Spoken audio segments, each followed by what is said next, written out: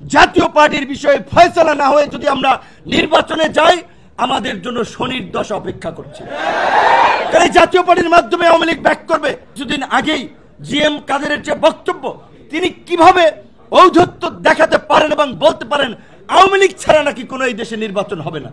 এই কথা বলার পরে জিএম কাদের কিভাবে এই ঢাকায় আপনার রাজপথে তার অফিসে আসে, তার উত্তরার বাড়িতে অবস্থান করে। আওয়ামী লীগকে নিষিদ্ধ করা হয়েছে, সংগঠন হিসেবে তার বিচার হচ্ছে, আর জিএম কাদের বলছে আওয়ামী লীগ ছাড়া নাকি এই দেশে নির্বাচন হবে না, জাতীয় পার্টি ছাড়াও নির্বাচন হবে না।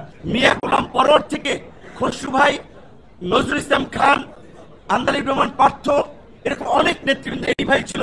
আমরা একসাথেই আপনার ওই ডিবির কার্যালয়ে ছিলাম। একজন এডিসি তার আচরণের কারণে পুরো ডিবি কার্যালয়ে তটস্থ ছিল। তার নাম ছিল শাহিন শাহ, এডিসি, তিনি অ্যাডমিন ছিলেন, তার বাড়ি ছিল চাঁদপুর। জানি না এখন গ্রেপ্তার হয়েছেন নাকি দেশ থেকে ভেগেছেন।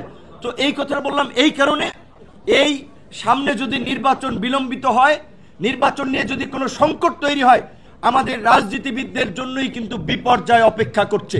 কাজে আমরা মনে করি অবশ্যই আমাদের যে প্রাণের দাবি, এই গণ অভ্যুত্থানের যে আকাঙ্ক্ষা, গণহত্যার বিচার, রাষ্ট্র সংস্কারের পরিষ্কার রূপরেখা এবং নির্বাচন। গণহত্যার বিচার চলছে এবং এই যে আন্তর্জাতিক অপরাধ ট্রাইব্যুনালের যে প্রসিকিউশন টিম, তাদের কার্যক্রমে আমরা খুশি, তাদেরকে আমরা ধন্যবাদ জানাই। এই প্রতিষ্ঠা বার্ষিকী থেকে আপনারা দেখেছেন যে এই আর্মির জেনারেলরা গুম খুনের সাথে জড়িত ছিল, যাদেরকে গত 1 বছর বিচারের মুখোমুখি করা হবে কিনা দ্বিধাদ্বন্দ্বে ছিল, এই প্রসিকিউশন টিম, আইন উপদেষ্টা এবং ডক্টর ইউনূসের সাহসিকতার ফলে তাদের হাতে হাত করা পরানো হয়েছে।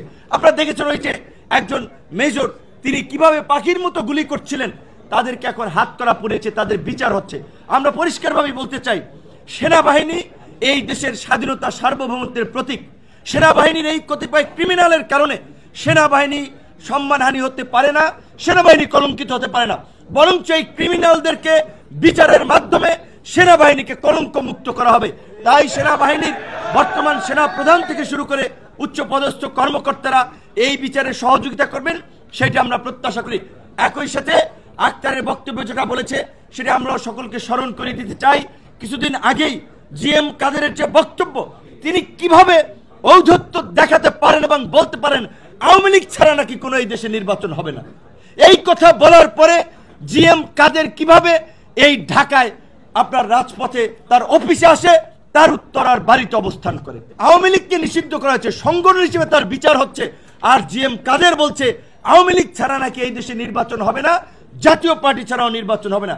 কাজে আমি বিনয়ের সাথে রাজনৈতিক নেতৃবৃন্দকে বলবো, অবশ্যই নির্বাচনের আগে নির্বাচন বিঘ্নিত হোক এমন কোনো কাজ আমরা চাই না, কিন্তু এই আওয়ামী লীগের দোসর এবং ভারতীয় এজেন্ট এই বাংলাদেশের রাজনীতিতে যখন থেকে তারা এসেছে, এই বিস্ফোরা জাতীয় পার্টির বিষয়ে ফয়সালা না হয়ে যদি আমরা নির্বাচনে যাই, আমাদের জন্য শনির দশা অপেক্ষা করছে। কারণ জাতীয় পার্টির মাধ্যমে আওয়ামী লীগ ব্যাক করবে।